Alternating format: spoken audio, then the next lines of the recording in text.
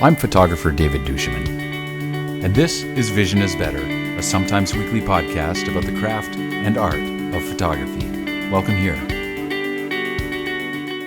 Today I want to talk about composition, specifically the idea of visual mass, or how the eye is drawn in the photograph. We experience photographs for all kinds of different reasons and in all kinds of different ways, but I think one of the most important things to understand is we don't really see with the eye. Even though we talk about that, we see with the brain, and the brain finds different things in the frame important or interesting, and we'll look at those first, and there's sort of a hierarchy of things that we will look at in the frame according to what our brain finds interesting. And in general, and I'll tell you the generalities first, and then I'll sort of muddy the waters by talking about why visual mass is so important but so complicated in many ways. So in general, the eye, or the brain, is more interested in warmer colors than it is in cooler colors.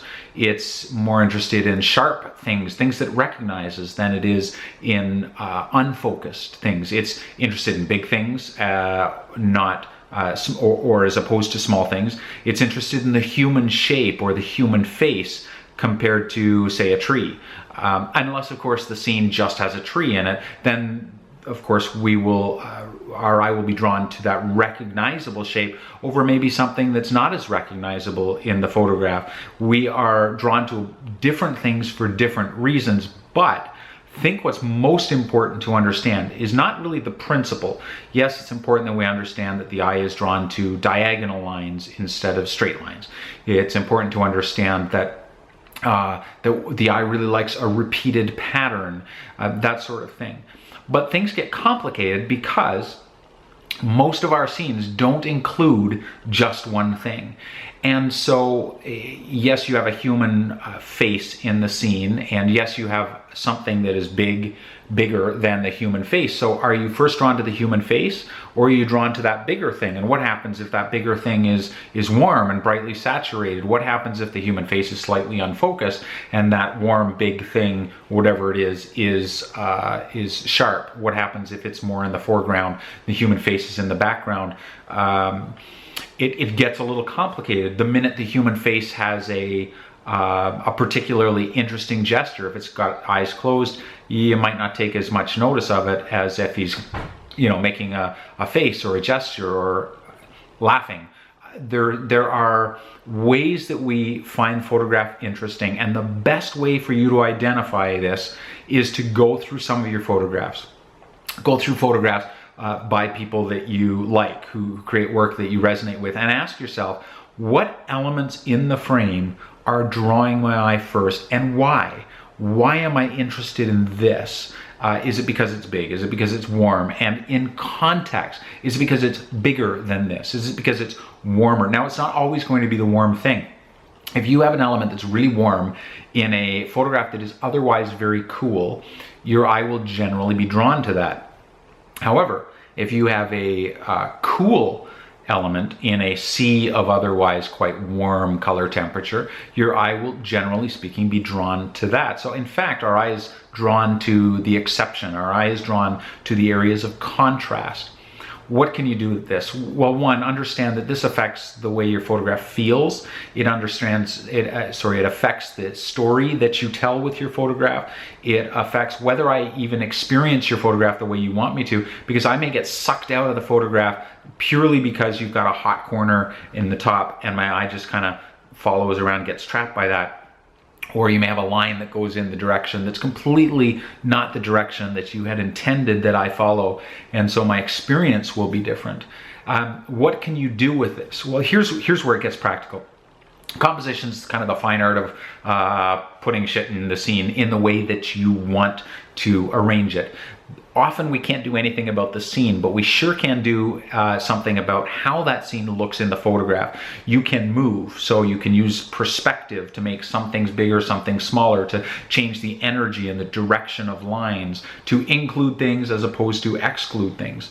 You can use wider lenses or shorter lenses. The wider lenses, if you get in much closer with a wide lens, one element, that thing to which you got closer, will increase in size and likely in visual mass, while other elements recede a little into the background in terms of size and therefore diminish in visual mass, or in terms of the way that it pulls, that element pulls your eye. And you can use longer lenses to isolate. So if there's something that is pulling your eye in the scene, you can use that longer lens and maybe in combination with a shift in your perspective to isolate certain elements that otherwise might have included or might have pulled your eye with a little bit more force than you wanted to. How else does this help? If you are in post-processing, you might decide to do a little dodge and burn. You might decide to make some things a little greater in visual mass, give them more texture, make them darker, make them lighter. It depends on the context of the scene. You might choose to warm them up a little bit or cool them down. You might choose, depending on whether you want to pull the eye to it or maybe push the eye away from it. You may choose to make one element more saturated, make one element warmer. If you're not in post-processing and you're tinkering with your scene, maybe you're a studio photographer, or you use artificial lights. One of the things that Joe McNally does so well is using this concept of visual mass. He will use his strobes with a warming gel, and he will warm up his foreground element while setting his color balance to slightly cooler, so that you increase the color depth and you draw the eye to that central thing. If you look at the work of Joe McNally, he uses visual mass really brilliantly with his off-camera flash.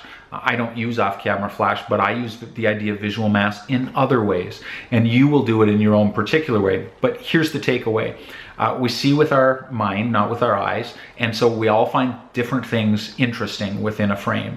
The best you can do probably is figure out what you see interesting in a frame and organize it in such a way that it tells the story you want it to tell, that the prominent elements are prominent where you want them to be so, and other elements don't pull as much. Remember, you can only do so much with a photographic frame, and if you have a lot of elements all exerting the same kind of visual mass, all pulling my eye in different directions, the experience is very chaotic. The story gets very complicated, if there is a story at all, and the feeling that I get from the photograph is less powerful because I don't exactly know where I'm supposed to look. So using this idea of visual mass can be really helpful in terms of your composition process and in terms of some of the stuff you do post.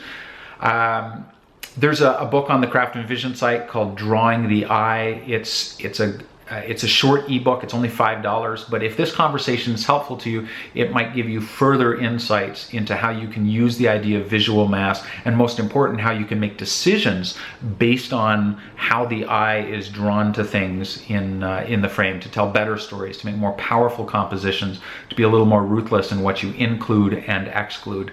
Thanks so much for joining us. We'll see you next time. Remember, gear is good, but vision's better. Take care.